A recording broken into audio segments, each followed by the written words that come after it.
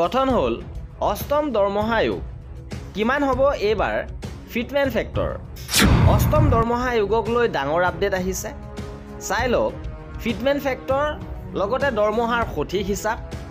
এমপিত কেপিটেলৰ প্ৰতিবেদন অনুসৰি fitment factor লগতে দৰমহা গাঁথনিৰ সন্দৰ্ভত গুৰুত্বপূৰ্ণ খবৰ লৈ আহিছোঁ। সবিশেষ আপোনালোকক জনাব বিচাৰিছোঁ।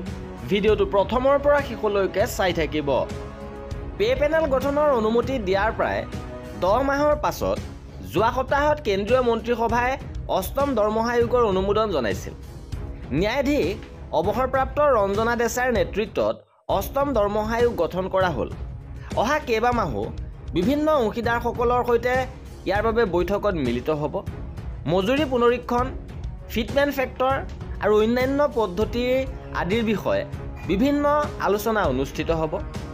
যিহেতু শেষৰ পে কমিশ্যনত 2.57 ফিটমেণ্ট ফেক্টৰৰ পৰামৰ্শ দিছিল, গতিকে বুজা গ'ল যে নতুন পেনেলে গঠন হোৱাৰ পিছত এই মঞ্চখনে সেই নিৰ্দিষ্ট সীমাৰ আশে-পাশে আলোচনা কৰিবলৈ বিচাৰিব।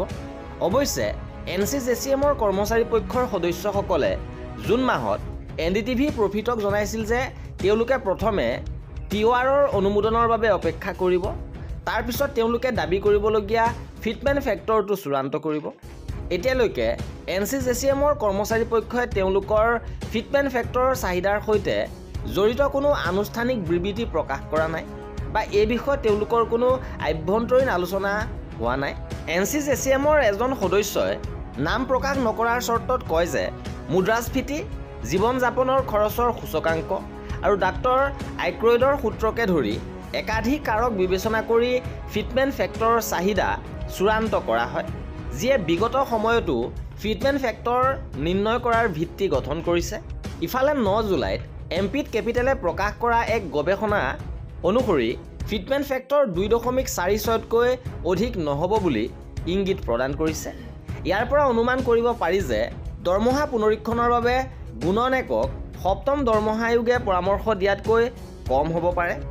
ইয়াত উল্লেখ কৰা হৈছিল যে বেক অৱ দ্য এনভলভ গণনা অনুসৰি বিভিন্ন পে কমিশ্যনৰ ওপৰত দেখা পোৱা দৰমহা বৃদ্ধিৰ ওপৰত নিৰ্ভৰ কৰি চৰকাৰে চাব পৰা ফিটমেণ্ট কাৰকৰ পৰিসৰ 1.83ৰ পৰা 2.46ৰ ভিতৰত আছে।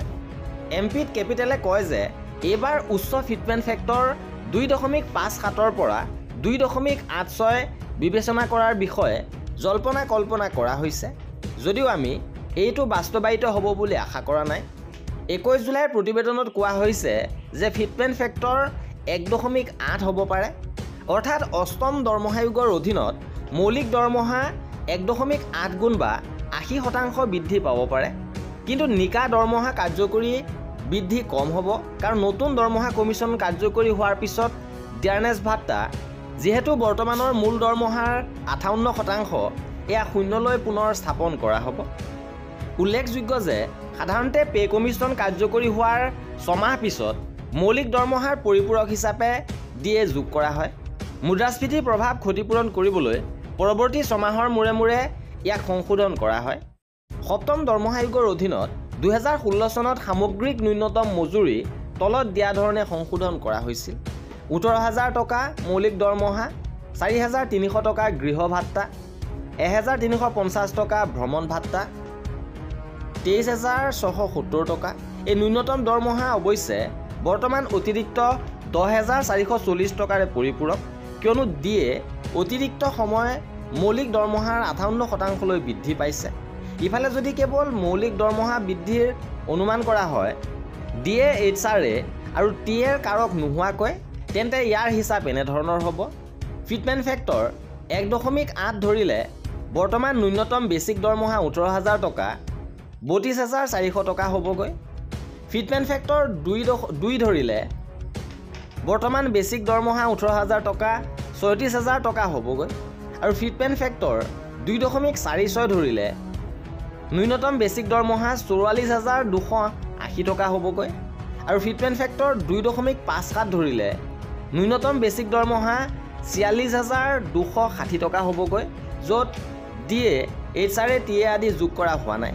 আৰু এয়া আছিলে ফিটমেণ্ট ফেক্টৰ অনুসৰি বৃদ্ধি পাব লগা দৰমহাৰ হিচাপ। আৰু কৰ্মচাৰীসকলৰ এনেধৰণৰ খা খবৰৰ বাবে আমাৰ চেনেলটো ছাবস্ক্ৰাইব কৰি ৰাখিব। ভিডিঅ'টো শেষলৈকে চোৱাৰ বাবে বহুত ধন্যবাদ।